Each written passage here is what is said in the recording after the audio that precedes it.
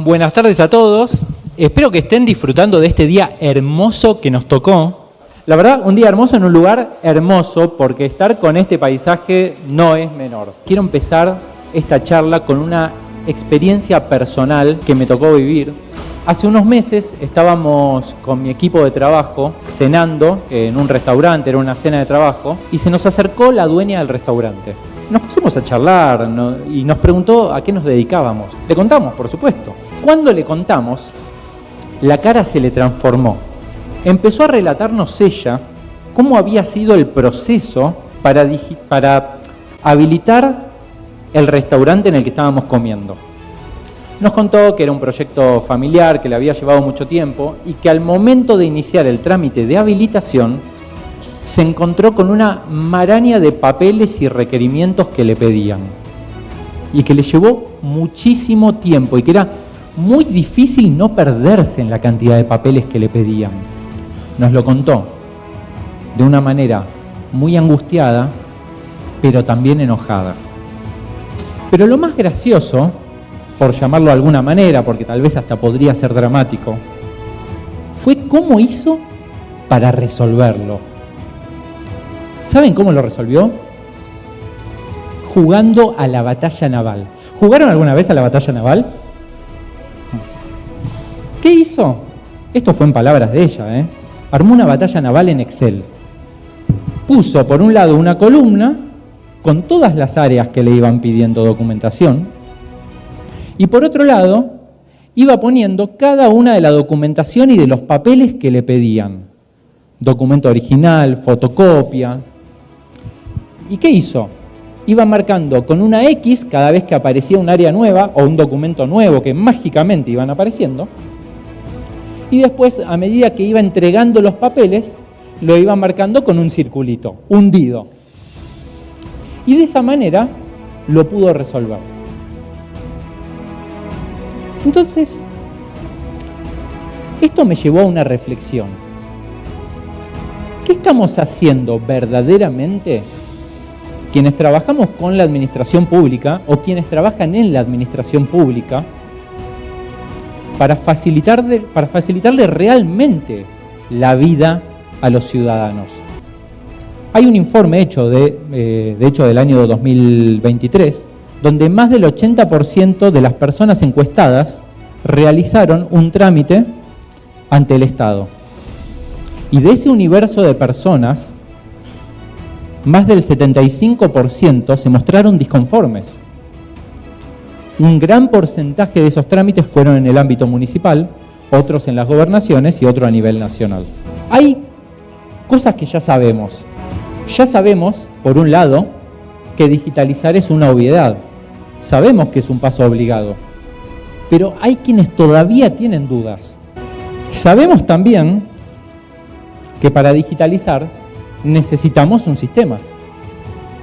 Pero hay quienes tuvieron tan malas experiencias en el pasado que con justa razón, a la hora de firmar un contrato, lo piensan 50 veces. Sabemos también que se gastan cientos de millones, a veces miles de millones según la jurisdicción, según el tamaño de la jurisdicción, en papel, tinta, combustible para trasladar documentación, insumos de oficina, alquiler de edificios enteros para poder almacenar el archivo que se va acumulando de papeles y papeles y papeles y papeles. Esas cosas ya las sabemos. Las evidencias son necesarias, pero evidentemente a veces no son suficientes.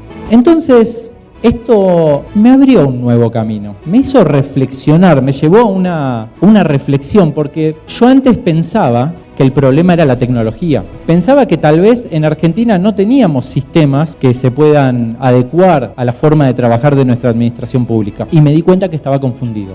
Llegué a pensar incluso que el problema era un problema normativo. Pensé que nuestras normas no estaban adaptadas para la digitalización. Sobre todo después de sentarme muchas veces con intendentes, con funcionarios de diferentes rangos, que me decían, no, porque el Tribunal de Cuentas, porque el Tribunal de Cuentas, el Tribunal de Cuentas. Hasta que rebobiné y dije, esperen, nuestro ordenamiento jurídico es Constitución Nacional, leyes federales, constituciones provinciales, leyes provinciales y por supuesto las normas locales. Si no estamos incumpliendo ninguna de estas normas, ¿cuál es el problema?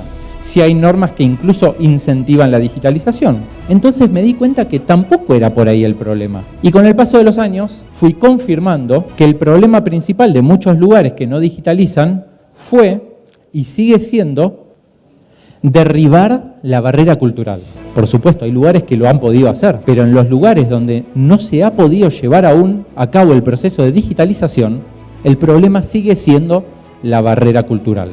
Entonces, hace un tiempo, con Guay, nuestra empresa, empezamos un trabajo importante en materia de evangelización, dictando una serie de talleres gratuitos en materia de la ley de firma digital, diferencias entre firma digital y firma electrónica, diferentes mecanismos de validación de identidad, digitalización de procedimientos administrativos y un montón de otras cuestiones que consideramos relevantes para una administración pública que tiene la decisión de digitalizar realmente sus procedimientos. Por otro lado, lo que sí nos pasó es que nosotros entendíamos que ese sistema era necesario, pero hay una realidad. Acá atrás mío están viendo GovLink, el logo de nuestro sistema, pero GovLink es un sistema. Hay otros sistemas más, hay muchísimos sistemas, incluso los invito a recorrer los diferentes stands porque hay diferentes empresas que tienen muchísimas opciones. Entonces, a mí me parece que lo importante, más allá del nombre puntual del sistema o de la empresa que lo comercializa, es al fin y al cabo elegir uno. Por supuesto, no hablo de elegir uno de manera azarosa. Hablo de elegir un sistema teniendo en cuenta factores fundamentales. Por ejemplo, el sistema que estoy eligiendo ¿cumple con la ley de protección de datos personales de nuestro país? ¿El sistema que estoy eligiendo es interoperable o va a convertirse en otro sistema estanco más? ¿El sistema que estoy eligiendo o la empresa que me está vendiendo ese sistema, qué contrato me propone firmar? ¿Tengo que proponerle cambios a ese contrato? ¿Qué pasa si el día de mañana quiero dar de baja ese sistema? ¿Qué pasa con los datos? ¿Qué pasa con la documentación que generó el sistema o que almacenó el sistema? ¿La pierdo?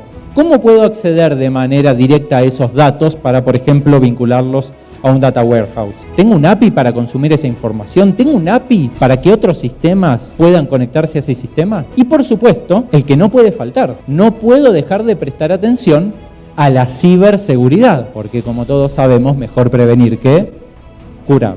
Entonces, a ver, yo no creo que el Estado esté roto, porque lo he escuchado por ahí, no lo creo. Sí pienso que tal vez el Estado está un poco desactualizado, pero el Estado es como todo sistema. Tenemos que apretar el botón de actualizar y entender que cuando apretamos ese botón de actualizar es como cuando actualizamos nuestro teléfono. La actualización no es instantánea. Puede ser que lleve un rato, puede ser que tengamos que esperar, que el proceso sea un poco lento, pero es el proceso de adaptación de todo sistema, un sistema tecnológico, un sistema político o un sistema gubernamental, de cualquier sistema humano. Ahora, cuando hablamos de hackear el Estado, no hablamos de incumplir las normas. Cuando hablamos de hackear el Estado, hablamos de ser muy respetuosos con las normas, pero extremadamente rebeldes con los usos y costumbres. Es entender también que quienes trabajan en la administración pública y quienes trabajamos con la administración pública, tenemos una responsabilidad